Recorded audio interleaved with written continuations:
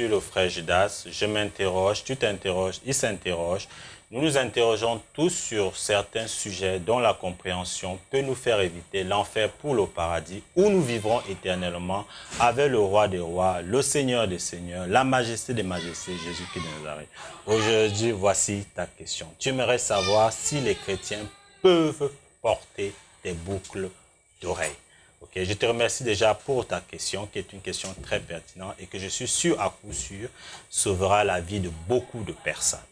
Okay. Maintenant, comme nous faisons sur la Sainteté FM, sur la Sainteté TV et sur www.sainteté.com, nous répondons aux questions par la parole de Dieu. Nous ne sortons pas du cadre de la parole de Dieu, nous n'utilisons pas des raisonnements cartésiens. C'est pourquoi notre slogan, c'est la parole de Dieu non diluée. Okay. Et aujourd'hui, nous allons toujours nous baser sur la parole de Dieu pour répondre à ta question.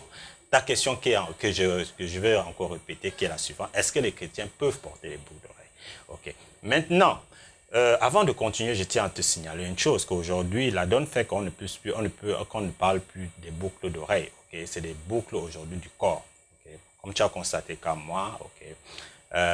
Les gens les portent sur les joues, les gens les portent au nez, les gens les portent sur l'ombril. Okay? D'autres personnes même les portent même sur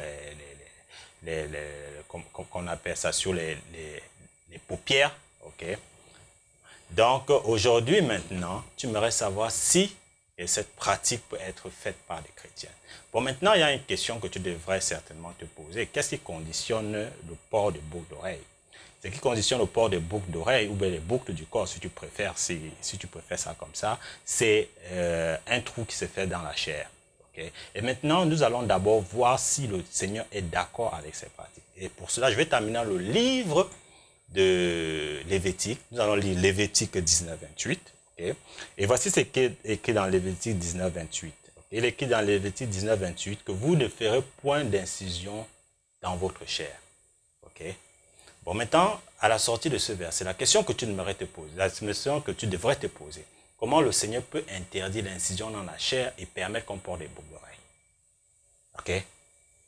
Si le Seigneur t'interdit déjà de percer ta joue, comment il peut te permettre de mettre une boucle sur ta joue? Si tu refuses déjà de percer ton oreille, comment peut-il permettre que tu puisses mettre une boucle d'oreille? Okay?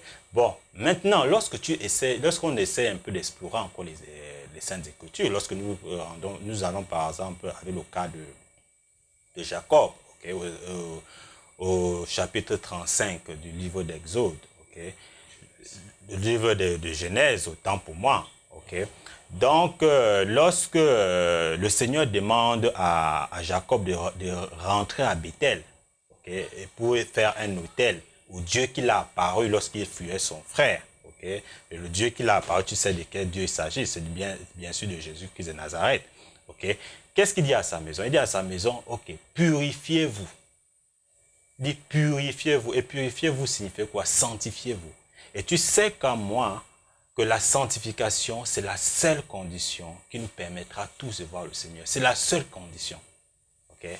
C'est la seule condition qui nous permettra de voir le Seigneur. C'est pourquoi le Seigneur a dit, cherchez la sanctification et la paix avec tous, sans laquelle personne, il dit bien, sans laquelle personne ne verra le Seigneur. Donc c'est la seule condition pour rencontrer le Seigneur.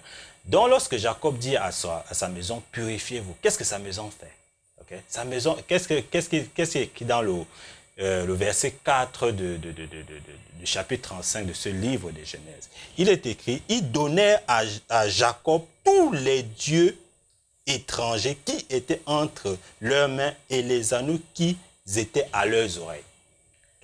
Les anneaux qui étaient à leurs oreilles, c'était quoi? C'était des boucles. Okay? Et c'était des dieux étrangers. Okay? Donc, tu vois que le fait déjà que la maison de Jacob ait remis ses dieux étrangers, ces boucles d'oreilles étaient signe de sanctification. Okay?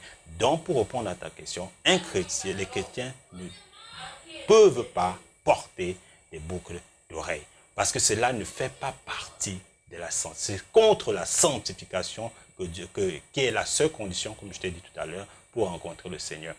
Et aussi, lorsque les enfants d'Israël sont sortis d'Égypte, okay, pour la terre promise, okay, lorsque Moïse avait laissé le peuple d'Israël avec Aaron, et lorsque Aaron a succombé à la pression du peuple d'Israël qui voulait se faire un Dieu, okay, qui voulait faire une représentation physique de Dieu, okay, qui était un grand péché. Okay, et tu connais la suite, tu connais ce qui a suivi. Okay. Donc, lorsque les enfants d'Israël voulaient faire le veau d'or, qu'est-ce qu'ils ont remis à Aaron? Ils ont remis à Aaron des anneaux que les filles, les femmes et les fils, okay, d'Israël portaient à leurs oreilles. Okay. Donc tu vois maintenant, et quelque chose de très pertinent que le Seigneur a attiré mon attention dessus, c'est que ici j'aurais pensé peut-être que c'était juste des filles, mais lorsque tu lis attentivement ce verset, tu vois qu'également les fils, donc ça veut dire qu'à partir de cette époque, les hommes portaient déjà des boucles d'oreilles. Donc ce que tu vois aujourd'hui, que ça ne te surprenne pas, c'est une tradition qui date de longtemps. Et maintenant, aujourd'hui, je viens pour te dire que cela est indigne de la parole de Dieu, parce que cela en principe ne participe pas à la sanctification qui te permettra de rencontrer le Seigneur. Merci vraiment pour ta question et j'espère vraiment que je t'ai apporté des éléments de réponse. J'espère que ces réponses transcenderont ta vie, changeront ta vie et que tu partageras ces images, okay, cette réponse avec tes frères, tes sœurs, okay, qui, comme beaucoup déjà, sont ignorants. Okay, mais, comme le Seigneur dit, mon peuple périt faute de connaissance. Okay, nous sommes là pour t'apporter cette connaissance. Okay, nous sommes là pour t'apporter cette connaissance. Et cette connaissance, nous pouvons te l'apporter rien que lorsque tu nous envoies ce genre de questions aussi pertinentes qui changent la vie des hommes que nous sommes.